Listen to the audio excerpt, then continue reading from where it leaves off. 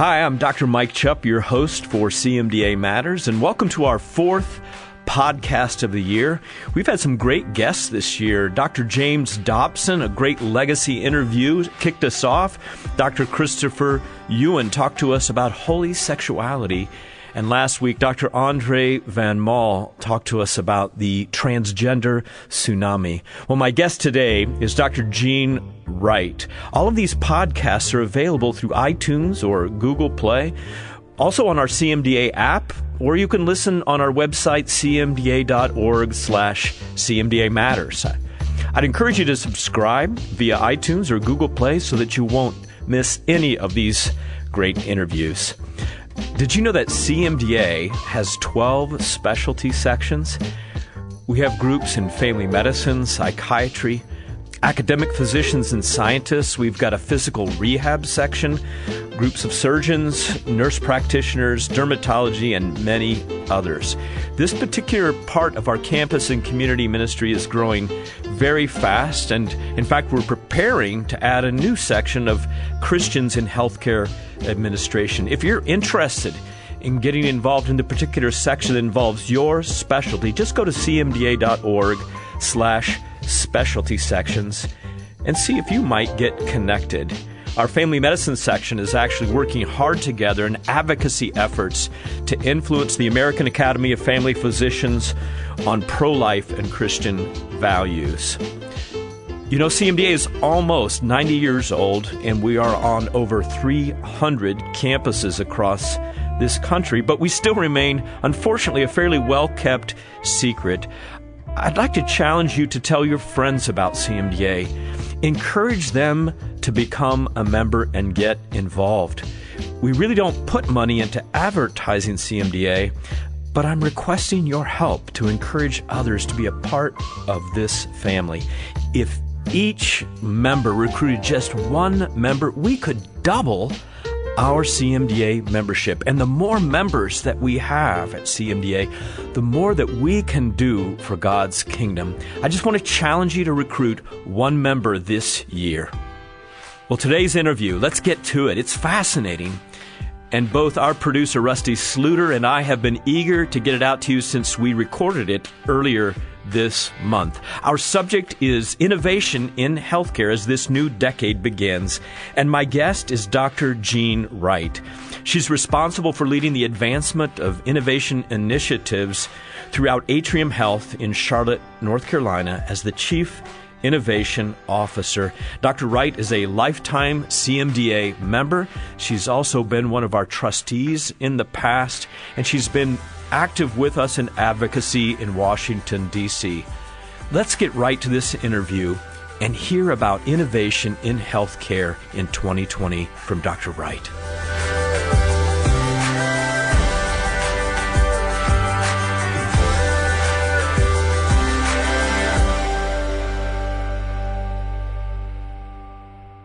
Well, I want to welcome to the microphone a longtime friend of CMDA, Dr. Gene Wright. She's served on our board of trustees, and if you look at her CV, her bio, it is very long and has an amazing list of different accomplishments and roles that she has held as a physician leader. She practices as a pediatric anesthesiologist and intensivist.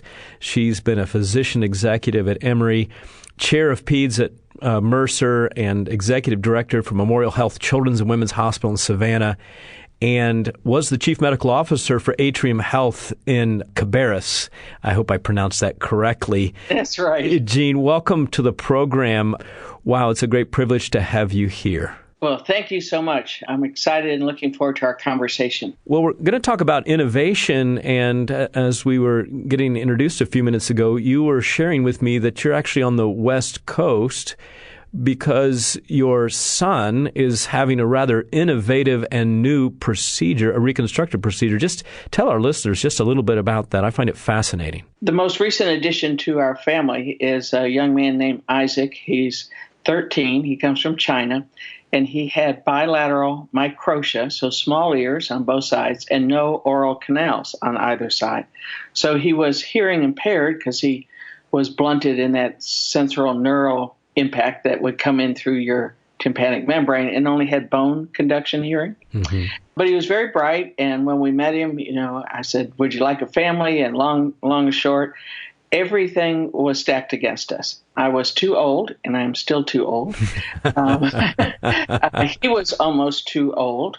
And, oh, by the way, China had lost all of his papers.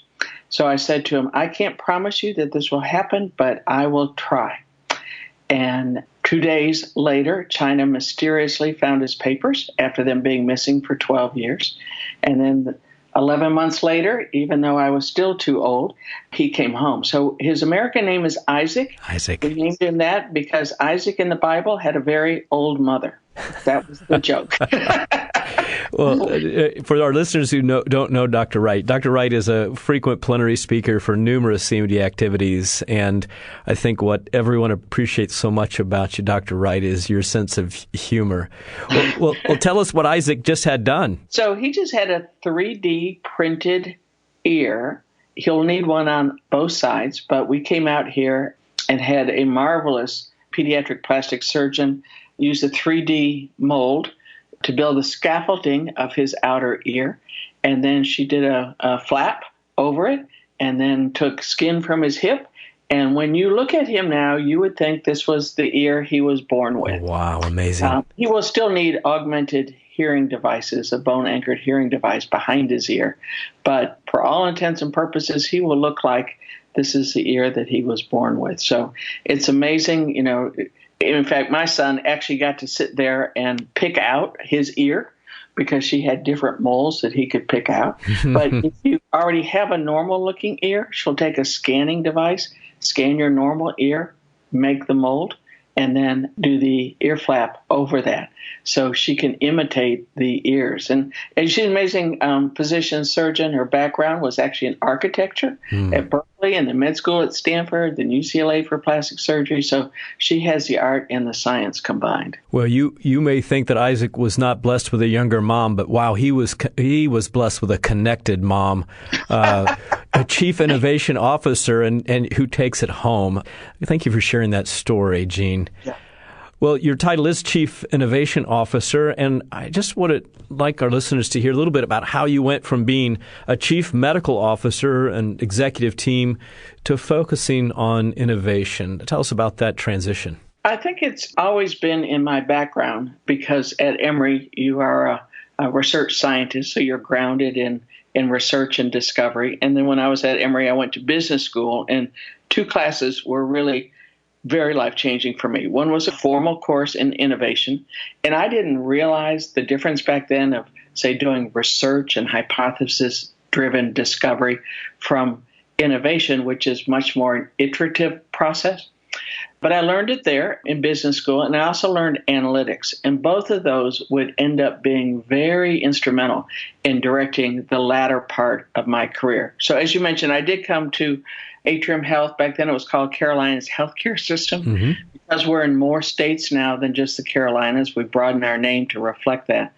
And one of our senior executives saw the need for innovation. And because our main medical schools are actually 2 or 3 hours away in North Carolina, we're not blessed with one right on our campus, she knew that we needed a way to bring innovation into the organization. So shortly after I got to what was then Carolinas, I landed this big grant that had to do with analytics, population health, and 3 communities. They're in the bedroom communities or suburban, rural edge of Charlotte. And that opportunity gave the system a chance to see what I could do if I was given some funding and some degrees of freedom. So we finished that $16 million grant, and they created this Office of Chief Innovation Officer, and I've been in it ever since. And I'm clearly in my happy place. I'm surrounded by incredibly smart millennials. Almost everybody I work with is a millennial, and I try to keep up with them in every way. But it's great to be surrounded by them because they do teach me new ways to think, and they teach me what's on the horizon, and then I help them make their way through the politics, the funding, the silos of being successful in a big matrix system. I remember when I met you in Montana at the Women Physicians in Christ conference, I think the first time I heard someone saying your title, I thought they said director of Destructive Innovation, if I'm not mistaken. And they quickly corrected me that it was the director of Disruptive Innovation. Tell us about what disruptive innovation looks like at Atrium Health. Disruptive innovation or disruptive business models actually come from the professor at Harvard Business School, Clay Christensen, who talked about the three waves of innovation. There's the typical where we improve something, and most of our physicians are used to performance improvement or PDSA, plan, do, check, act kinds of approaches. And then there's adjacent innovation where you kind of take one or two steps away from the core and you do something sort of related, but not too unusual. Disruptive innovation means that the business model of using that new technology is going to fundamentally disrupt or change the underlying business framework. So the example we always use and always teach from is blockbusters and Netflix. Mm-hmm. And most people, at least in my generation, probably if they dig deep enough in their wallet or purse, still have a Blockbuster card somewhere. And it's only good for memorabilia now, because I think the last store has finally bit the dust. But what was not so radical about going from walking into a store and getting a VHS tape or DVD, that wasn't such a big deal when Netflix first came out. In fact, Blockbuster could have rented DVDs a different way. If you remember, yes. You paid for it, and then you paid late fees. In fact, I'm pretty sure, like, Finding Nemo cost me about $25. Losing Nemo or whatever, because Nemo circulated the back of the family van. And in fact, the late fees were a big part of how they made business, yes. how they made their business work. Well, Netflix comes along and mails it to your home and charges you a monthly fee. And now they don't overcharge you for those late fees. It was a much more pleasing business model. And now one of the things I love about the example is Netflix keeps reinventing themselves. So they went to streaming, to now content creation. And, as you know, I'm here in LA and I'm seeing these billboards all around Hollywood of programs that are made by Netflix. And, I don't know about your kids or grandkids, but mine don't watch television. They stream everything. That's how they're interacting with the world. So let's take that into healthcare.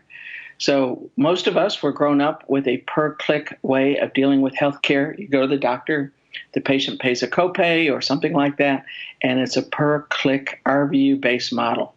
And now we come along, and there are models like One Medical, Iora, Oscar, all sorts of different ways of interacting with the patient. And we keep reminding people it's not so much the technology, but it's changing the business model. It's charging people a monthly fee. And I think many of our members, even 10, 15 years ago, began to look at the direct-to-consumer model and opted out of Medicare. And they were on the cutting edge, maybe sometimes even the bleeding edge of healthcare.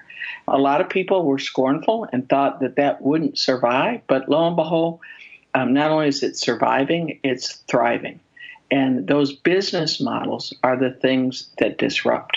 So I don't go around purposely trying to disrupt things, although I just read that a healthcare system out of Renton, Washington, just yesterday I read that they were planning on disrupting every way that they interact with patients and redesigning their system around the patient. So instead of the classic ways of thinking about the hospital, the ambulatory units, the ER, the urgent care, they were now really beginning to reshape their system around the patient. So, kudos to them for doing that. There's a few that are on that edge of trying to do that, but it's so hard. I've always been in big system medicine. And when 70% of the revenue for the system comes from those expensive procedures that are done in the big hospital, it's really hard to pivot and think about those access points and how the patient likes to get care. And I'll go back to our opening story. I've had an incredible experience out here. We had a 10-hour procedure in a surgery center that's a focus factory that only does this. This surgeon has done 1,000 cases. She does 100 a year. They have everything down. The patient interaction, where the family stays during the procedure, is designed around them. And then the other 13 days we spent in a inexpensive hotel. And you had mentioned he would have needed 8 different procedures before if it wasn't for this. And so yes, highly desirable for the patient and family. Right. And in fact, offices like that can now make the argument to their insurer, which they did to ours, and said, look, not only is it a better outcome, here's how much you, the payer, will save. And so gratefully, my insurance company said, we will pay it as if it's in network. We'll cover it that way because it's so much better. Tremendous win. We're seeing those kinds of shifts. And I know we have a lot of clinicians in CMDA who don't necessarily keep their heads in the business of medicine. But this whole issue of how the business model is changing is going to drive a lot of the changes that most of us will have to live with in the future. Well, many of our listeners may very well be working with CIOs or Chief Innovation Officers in their institutions, their practices. But would you say that Atrium Health is the norm or maybe the exception to have someone with your level of experience leading such a team? I don't think we're the norm, but we're not so rare anymore. So I would say many of the big systems now have this, even if they have strong research capabilities, because many times researchers are focused on that next grant or what their train of interest is, rather than what the system overall needs. So take, for example, in our group, we study trends. I like to say that all those years I hung out with Dick Swenson rubbed off on me. Yes, the futurist. Yes, I'll never be the futurist that he is. I think I'm the next step. So you see the future, so what ist? But I don't think that title will catch on. But I tend to look at the future and then say, well, then, in light of that, what do we need to do? So we've been studying the increasing number of people that have memory care issues, Alzheimer's, mild cognitive impairment. And it is scaling so fast, our systems can't keep up with it. In fact, we often use a picture of a huge, like, baseball or football stadium and say, if all these seats were filled, this represents all the people, say, in the Charlotte market that have a diagnosis today of a memory disorder. And then we show 2 of those stadiums next to each other and say, and here in the next, 10 years is what it's going to look like. Well, of course, that drives the point home. And then we take it one step further and say, pretend there was only one door, or worse yet, only one bathroom in one of those stadiums. And right now in Charlotte, we only have one geriatrician. And we don't have a focused area for patients with Alzheimer's. It's kind of fallen between the cracks. It's part primary care, it's part neurology, it's part nothing, because so much of what those patients need is really what their caregiver needs. So we've been helping the system design what should that caregiver platform be like? How could we pick up patients who don't realize they have memory issues or their family hasn't appreciated it yet, whether they're coming in to have their hip or knee replaced or they're coming to a primary care visit. So we tend to look at those trends like Dick would, and then we try to build around that and build for that. And that may be stuff that we build ourselves. Like when we saw the need for mental health services, we built a whole system around virtual behavioral health where we can identify people in primary care. But there may be other things where we partner. For example, I'm partnering with a startup company out of Canada that has a tablet that allows me to screen for memory care issues in that pre-op visit for their hip and knee replacement. That way, when the patient comes to the hospital, we know, this is somebody that's probably not going to follow the instructions or probably going to need more caregiver support at the time of discharge. And as you well know, patients barely stay in the hospital these days. So in the past, we had the luxury of a couple of days of teaching or interacting with the family. Most of our hip and knee patients either go home the same day or the next day. And so that opportunity to teach is now missed. Yes. And frankly, I don't ever think it was really a great opportunity, because even as a doctor mom, like in the moment, I'm thinking about, is my family member in pain? And, how do I get the car to to pick him up in the wheelchair, instead of really listening to what people are telling me to do. So we try to build for those futures and for those trends that we see. So across Atrium Health, would you say the medical staff in general, now that they know who you are and what you're up to, which is a little bit about disruption, are you a popular person, or are you someone that people... I'm just wondering what happens when you show up at a medical staff meeting. Is it a good thing or a bad thing? But it was funny. The first year I had the job, the senior leadership said, you're not allowed to use the word disruption for a year, because it's too disruptive. Mm-hmm. They were really afraid about, the change that would come. So we called it transformative, made it a PC term. We were talking about transformative change. By the end of the first year, that same senior team said to me, every time you walk in a room, we want people to go, oh no, she's here. She's going to disrupt us. Now, as you've already indicated, if I do that in a way that is unnerving to people, they'll never invite me back to the party. Mm-hmm. And you already commented, I think before we started the program, about a picture that we use at our organization of my team, and it looks like we're in the Himalayas. And actually, we refer to ourselves as Sherpas. Mm-hmm. And the reason we do that is we think Sherpa reflects someone who's wise, somebody who has scaled difficult mountains in the past, lived to tell the story, and has tools and equipment to help other people scale, who may be not as experienced in scaling. And when we do that, there is a humility, I think, that also comes with it. So I can go in and talk to the chief of neurosurgery or the head of orthopedics, and I don't have to know everything about what they do. In fact, I don't know most of what they do. But I do know innovation, and I do know change management. And if I come in as a Sherpa and say, I can help you build, behavioral health for the future, or I can help you build, a new orthopedic experience for hip and knee patients, then we're welcomed. And that's one of the things we've really tried to do. We want people to invite us to the party. Now, we are a corporate resource, so we're allocated. It's not like, everybody just calls us up and says, can you come to our group?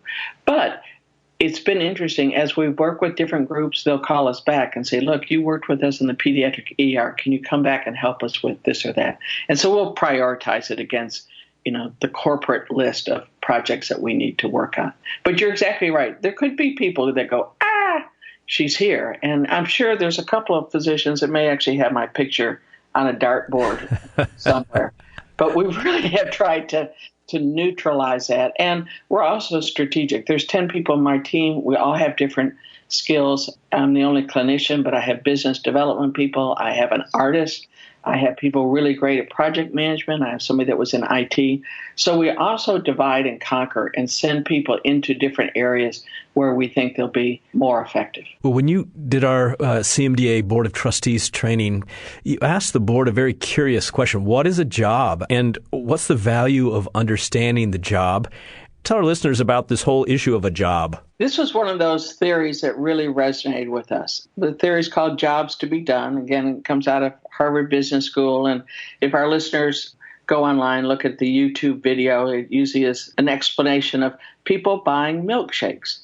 And you would not expect, but about 40% of milkshakes are bought between 6 and 10 a.m. in the morning.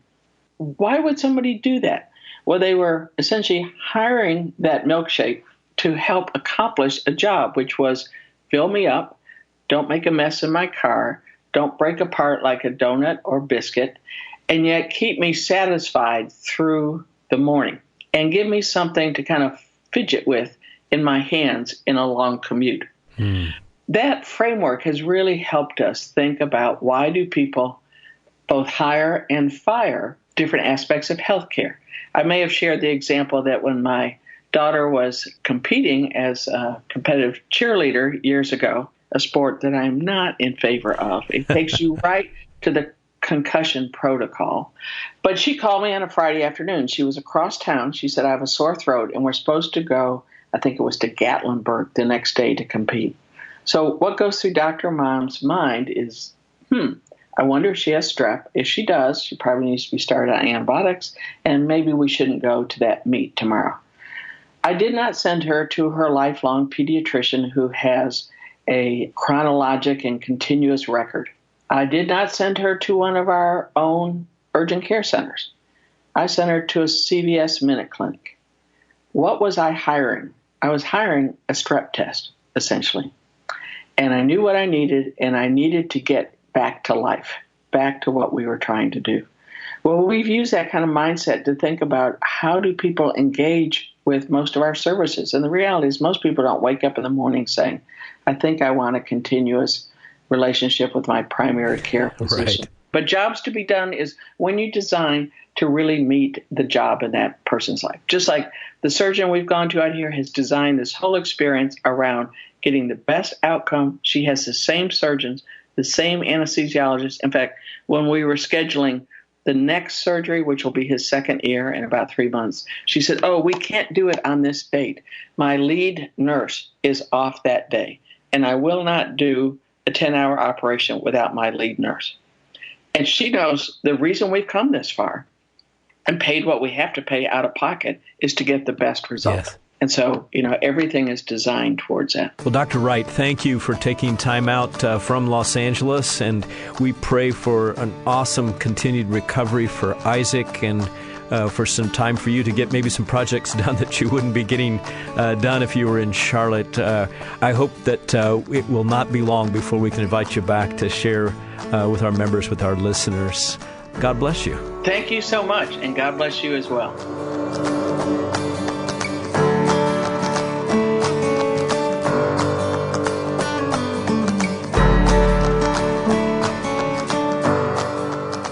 Well, I never could have planned the timing of interviewing Dr. Wright while she was in Los Angeles having that innovative plastic surgery procedure for her son. But the timing was just so perfect. Changes have come to medicine, and they'll continue to come in this decade. And I don't know if you have a chief innovation officer where you practice in your institution or in your clinic, but change and new things are even scriptural. The Lord said in Isaiah, see, I'm doing a new thing. Even now it springs up. Don't you perceive it? I'm making a way in the wilderness and streams in the wasteland. We serve an innovative and creative Heavenly Father. Well, unfortunately, there seem to always be new threats to our conscience protections for medical professionals of faith. We've recognized recently CMDA member Dr. Regina Frost, who's given testimony on the new Hhs Conscience Rule that will help enforce federal conscience protection laws in healthcare from the past. The rule that was written last year was recently challenged by several states and the abortion industry. We've intervened to join with the federal government in defending that rule. Although the government and CMDA, we lost the first round together with Dr. Frost, we are now appealing and would definitely appreciate your prayers in coming months. We're close to a month away from the Right of Conscience and Cultural Change in Medicine day-long conference at Northwest Bible Church in Dallas, Texas. The conference speakers will address the medical, legal, and theological perspectives on right of conscience. You can go to cmda.org/ROC event. That stands for Right of Conscience event. We've got a great lineup of speakers, and I hope to see you there February 29th next month. Our CMDA Board of Trustees has discussed the importance of healthcare innovation, and I trust this interview has been beneficial to each one of you who've listened. In fact, our Board of Trustees meets 3 times a year, and this weekend we will be meeting in Houston, Texas. Our board is a very invested volunteer group. They give a lot of their time and resources to CMDA to help us be a better organization to ultimately glorify God as we serve you. So I would like to close by asking you to pray for our board and the meeting this weekend. Well, until next week, I trust that you will see God at work in your practice, in your home, and in your walk with Him. Thanks for listening to CMDA Matters, and we'll see you next week.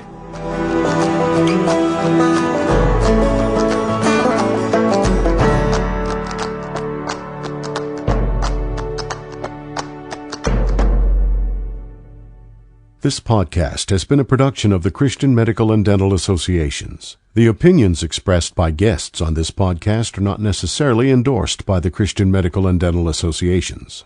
CMDA is a nonpartisan organization that does not endorse political parties or candidates for public office. The views expressed on this podcast reflect judgments regarding principles and values held by CMDA and its members and are not intended to imply endorsement of any political party or candidate.